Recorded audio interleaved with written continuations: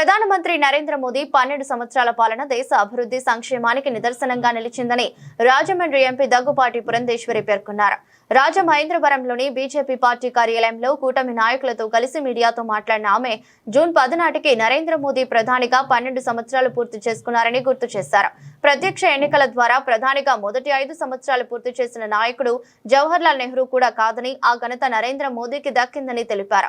అభివృద్ధి సంక్షేమాన్ని ప్రధాన ధ్యేయంగా పెట్టుకుని ఆయన పాలన సాగించారని, అధికారాన్ని సేవా మాధ్యమంగా ఎలా ఉపయోగించుకోవాలో దేశానికి ఆదర్శంగా నిలిచారని అన్నారు. కార్యక్రమంలో Anaparthi MLA Nallamilli Ramakrishna Reddy, MLC Somu Veerraju, Janasena party జిల్లా అధ్యక్షుడు అనుశ్రీ సత్యనారాయణ, కార్పొరేషన్ అధ్యక్షులు వై శ్రీనివాసరావు, భాషా లిమ్రాతో పాటు కూటమి నాయకులు పాల్గొన్నారు.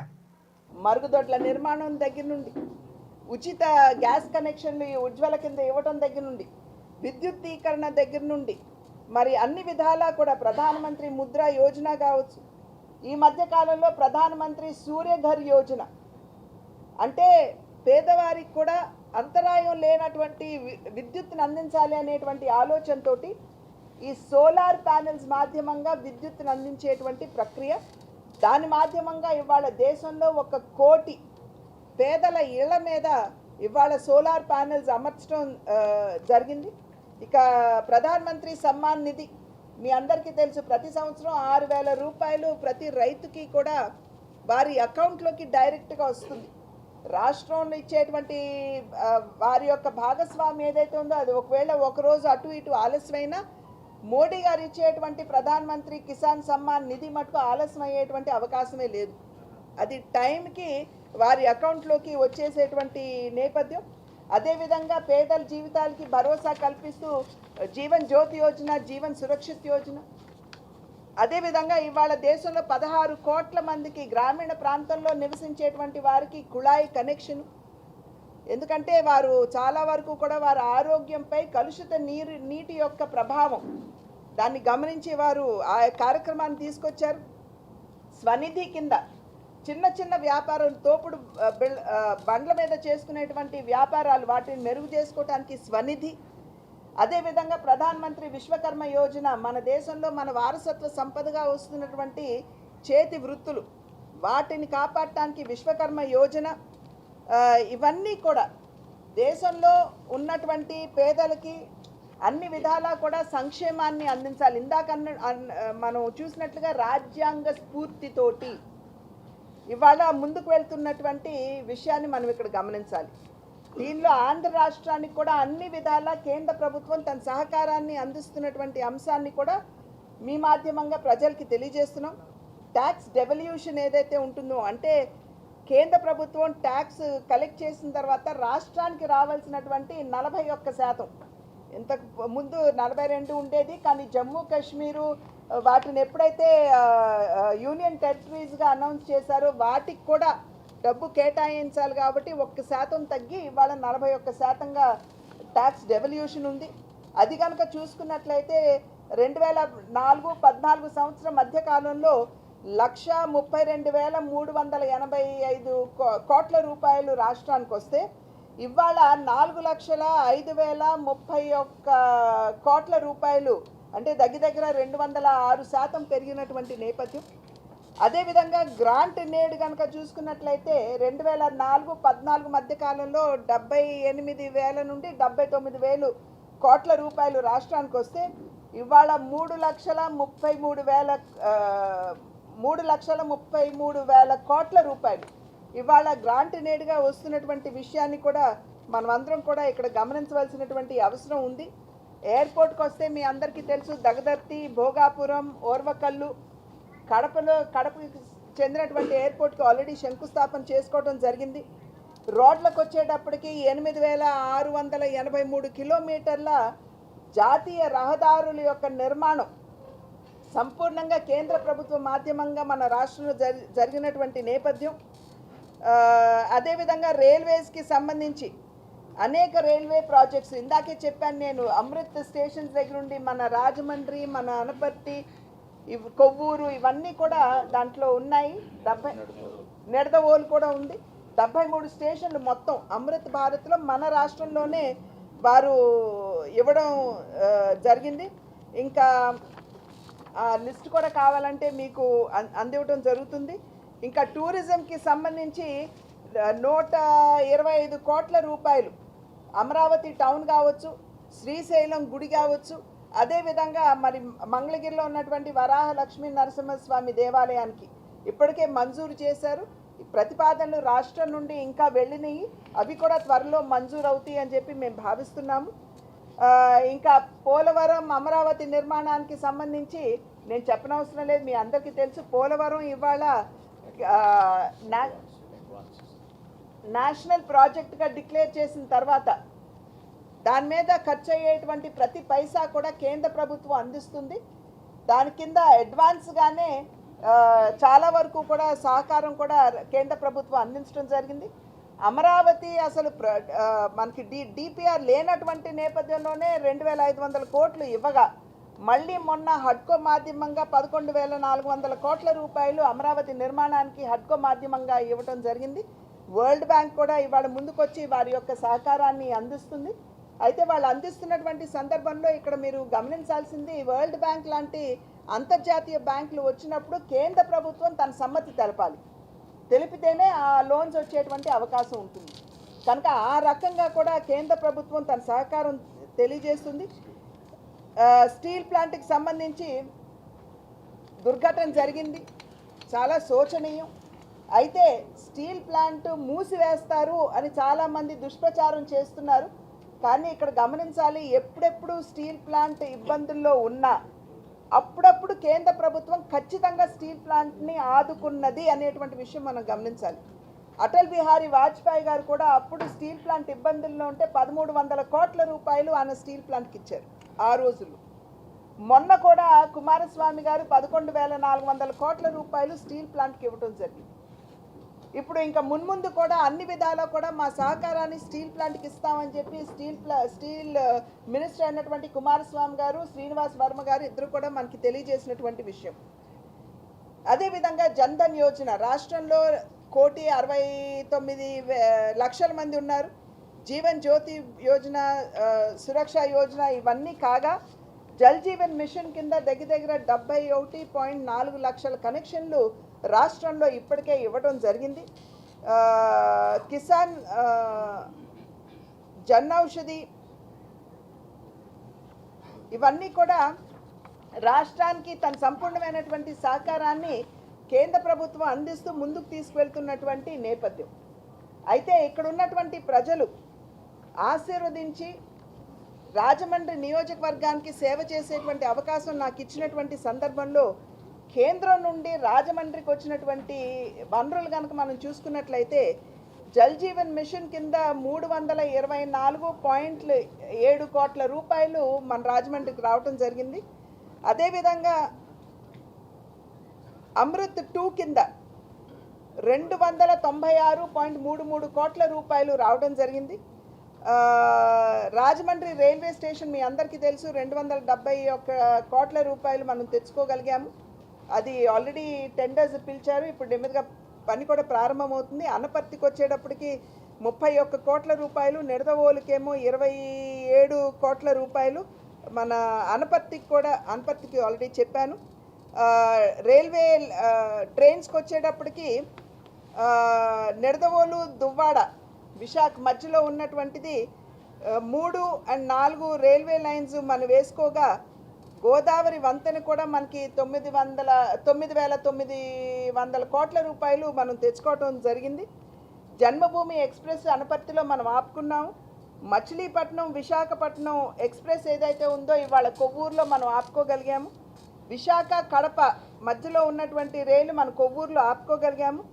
రాజమండ్రి టు కాకినాడ ఏదైతే ఇంతకుముందు ఊరికినే ఒక ట్రైను అవసరం కొద్దీ నడిచేదో ఇవాళ దాన్ని రెగ్యులరైజ్ చేసుకోవటం జరిగింది. విజయవాడ నిడదవోలు మధ్యన 2-4 లైన్లు ఇవాళ డిపిఆర్ ఆల్రెడీ తయారయ్యాయి. ఎంఎన్ఆర్ఈజిఎస్ కింద రాష్ట్రానికి 21 మనకి జిల్లాకి 21 కోట్ల రూపాయలు మనం తెచ్చుకోగలిగాము. అదేవిధంగా గోకులం షెడ్స్ కనుక మనం చూసినట్లయితే 537 20 కోట్ల రూపాయలతోటి మన జిల్లాలో చేసుకోగలిగాము.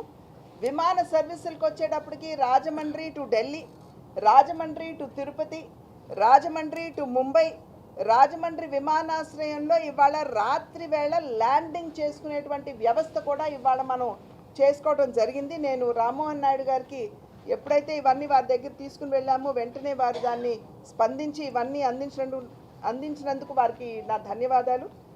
గ్యామెన్ జంక్షన్ దగ్గర ఫ్లైఓవర్ ఏదైతే ఉందో 2.45 కిలోమీటర్ల మేరకు 246 కోట్ల రూపాయలు మంజూరు చేయడం జరిగింది. రాజమండ్రి టు అనకాపల్లి మన పరిధిలో ఆ నేషనల్ హైవే 11 కిలోమీటర్లు ఉంటుంది.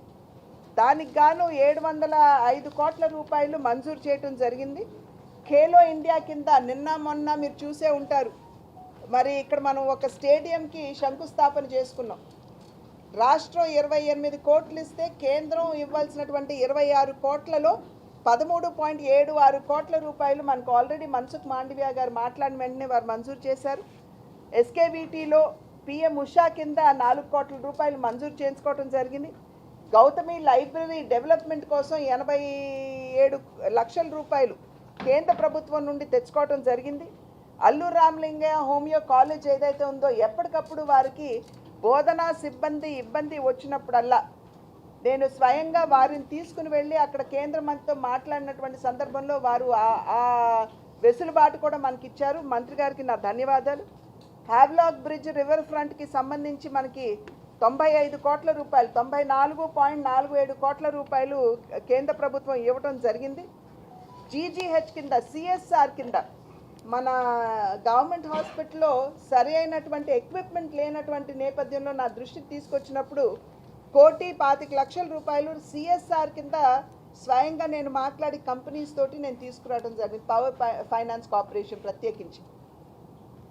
అదేవిధంగా పలుకు మనకి ఏదైతే ఇక్కడ శరణాలయం ఉందో కొంచెం వినిపించకుండా మాట్లాడలేనటువంటి బిడ్డలకి ఆశ్రయం ఇచ్చేటువంటి పలుకు బడికి ఒక బస్సు, అదేవిధంగా భోజనం తీసుకెళ్లేటువంటి ఒక ట్రాలీ, దానికి గాను 30 లక్షల రూపాయలు సిఎస్ఆర్ కింద తీసుకురావడం జరిగింది. ఇంకా సిఎంఆర్ఎఫ్ కింద దగ్గర 2,50,00,000 రూపాయలు మన జిల్లా మన కాన్స్టిట్యువెన్సీ వ్యాప్తంగా కూడా అది అందివ్వడం జరిగింది. ప్రధానమంత్రి గారి పిఎం ఎన్ఆర్ఎఫ్ కింద 50 లక్షలు మన జిల్లాలో ఇవ్వడం జరిగింది. ఇది ప్రజలు నాకు ఇచ్చినటువంటి, వారికి సేవ చేసినందుకు ఇచ్చినటువంటి ఒక అవకాశం నాకు. కనుక మోడీ గారు ఏదైతే అన్నారు, అధికారం అన్నది కేవలం అధికారం ఎన్నుకోబట్టం అన్నది కేవలం అధికారం చెలాయించడానికి కాదు, సేవ చేసే మాధ్యమంగా దాన్ని వినియోగించుకోండి అని ఏదైతే వారు పిలుపునిచ్చారో దానికి అనుగుణంగా భారతీయ జనతా పార్టీలో ఉన్నటువంటి కార్యకర్తలు మేమందరం ఆ దిశగా అడుగులు వేస్తూ పనిచేస్తూ ప్రజలు ఎన్నుకోబడినటువంటి ప్రజాప్రతినిధులుగా మా వంతు సేవ కూడా మేము ఇక్కడ ఉన్నటువంటి ప్రజలకు అందిస్తున్నామని తెలియజేస్తున్నాం. అదేవిధంగా మన రాష్ట్ర ప్రభుత్వం కూడా 2 సంవత్సరాలు పూర్తి చేసుకుంది. రాష్ట్ర వ్యాప్తంగా కూడా వారు ఇరువురం కలిసి 12 సంవత్సరాల మోదీ పాలన, 2 సంవత్సరాల చంద్రబాబు గారు పవన్ కళ్యాణ్ గారి పాలన, దాన్ని ఒక రాష్ట్ర వ్యాప్తంగా కూడా నిర్వహించుకుంటున్నటువంటి నేపథ్యం. ఇవాళ కూడా తిరుపతిలో సభ నిర్వహించుకుంటున్నాము. అయితే ఆ సందర్భంలో ఏదైతే ఎన్నికల్లో వాగ్దానం చేయబడిందో ప్రజలకి, దాన్ని కూడా చంద్రబాబు నాయుడు గారు పవన్ కళ్యాణ్ గారి నాయకత్వంలో ఒక్కోటి నెరవేర్చుకుంటూ వస్తున్నారు. వారికి సంపూర్ణమైనటువంటి సహకారం మరి కేంద్ర ప్రభుత్వం కూడా, మోదీ గారు కూడా వారికి అందిస్తున్నటువంటి సందర్భం. డబుల్ ఇంజిన్ సర్కార్ అని ఏదైతే అన్నామో ఇవాళ దాన్ని నిరూపించుకుంటూ ముందుకు వెళ్తున్నటువంటి నేపథ్యం. కనుక ఖచ్చితంగా రాబోయే కాలంలో కూడా ప్రజలు ఈ కూటమి ఏదైతే ఉందో, జనసేన, తెలుగుదేశం, భారతీయ జనతా పార్టీ, ఈ కూటమిని ఖచ్చితంగా ఆశీర్వదిస్తారు, ఆదరిస్తారు అన్నటువంటి నమ్మకం, విశ్వాసం అందరికీ ఉంది. వాళ్ళు మీరు చూసినట్లయితే ధరల యొక్క పెరుగుదల ఎందుకు జరుగుతుంది ఖచ్చితంగా మీకు తెలుసు. ఈ పశ్చిమాసియాలో ఉన్నటువంటి యుద్ధ వాతావరణం ఏదైతే ఉందో, ఆయిల్ ప్రైజెస్ పెరిగిపోయినటువంటి నేపథ్యంలో వాటి యొక్క ప్రభావం యావత్ ప్రపంచం మీద ఉంది. అయితే ఆర్థిక నిపుణులు చెప్పినటువంటి మాట ఏమిటంటే, ఇంతటి సంక్షోభంలో కూడా భారతదేశం కనీసం 6.2% అభివృద్ధి దిశగా వెళుతున్నటువంటి నేపథ్యం. అంటే యావత్ ప్రపంచం దాన్ని తట్టుకోలేనటువంటి పరిస్థితి ఉంటే మనకున్నటువంటి నాయకత్వ పటిమ వలన ఇవాళ దాన్ని ఎదుర్కొనేటువంటి శక్తి భారతదేశానికి ఉందని ఆర్థిక నిపుణులు చెప్తున్నారండి, కాంగ్రెస్ వాళ్ళు కాదు, వాళ్ళు ఎప్పుడూ చెప్పరు కదా. సో ఇది ఆర్థిక నిపుణులు చెప్తున్నటువంటి మాట. ఇంకా ప్రశ్నాపత్రం లీక్ అంటారా, లీక్ కాదండి, అక్కడ జరిగింది కాంప్రమైజ్ జరిగింది. అక్కడ ఉన్నటువంటి ట్రాన్స్లేటర్ ఎవరైతే ఉన్నాడో ఆయన ఒక టిష్యూ పేపర్ మీద రాసేసి దాన్ని బయటికి తీసుకెళ్ళి ఒక 10 క్వశ్చన్లు రాసుకుని బయటికి తీసుకెళ్ళి కాంప్రమైజ్ అయ్యింది. దాని మీద కూడా ప్రధాని గారు నిర్ణయం తీసుకున్నారు. ఇవాళ ప్రధాని గారు ఆయన పిఎంఓ నుండి స్వయంగా వాళ్ళు ప్రశ్నపత్రం తయారు చేయడం దగ్గర నుండి ప్రింటింగ్ దగ్గర నుండి వితరణ వరకు ఇవాళ పిఎంఓ దాని జాగ్రత్త తీసుకుని 21వ తారీఖున తిరిగి నీట్ పరీక్ష మనం నిర్వహించుకోబోతున్నాం. కనుక ఆ రకంగా ఊరికే చెప్పాలి అంటే ఏముందండి, ఏదైనా చెప్పేయచ్చు కదా. లెటర్స్ మన్సుఖ్ మాండవియా గారికి రాసింది, వారు నాకు ఇచ్చినటువంటి రిప్లైస్ కూడా నా ఆఫీస్లో ఉన్నాయి, మీరు వెళ్ళి కావాలంటే అది చూసుకోవచ్చు. పోనీ వారు ఉన్నప్పుడు తెచ్చుకోవచ్చు కదా. మరి డబ్బులు కేటాయింపు జరిగిపోయింది అంతా అయిపోయిందంటే వచ్చేయాలి కదా. లేదండి, అదేనండి నేను చెప్పొచ్చింది. మేము మన్సుఖ్ మాండవియా గారి దగ్గరికి వెళ్ళి స్పోర్ట్స్ మినిస్టర్ గారి దగ్గరికి వెళ్ళి కూర్చుని ఆయనతో మాట్లాడి ఆయన నొప్పించి తెచ్చుకున్నాం. ఇంకొక 10 కోట్ల రూపాయలు ఆయన మంజూరు ఇచ్చారు, ఇంకా రావాలి, అది కూడా చెప్తున్నాం కదా. అది వారి ఇష్టం అండి, దాని మీద నేను స్పందించాల్సిన అవసరం లేదు, అది ఆయన ఇష్టం. అడు పొందే చెప్పడం మాట్లాడటం అది బుచ్చు చదురు గారు మురళీమోహన్ ఇచ్చింది. వీడేళ్ళు దాని మీద డ్యాన్స్ వేస్తే ఆ డ్యాన్స్ అంతా మీరు చూపించి ఇప్పుడు అది చెప్పింది మీరు నమ్ముతారు. వాడేం సంబంధం 14లో బుచ్చు చౌదరి గారు మురళీమోహన్ గారు ఎంపీగా ఉండగా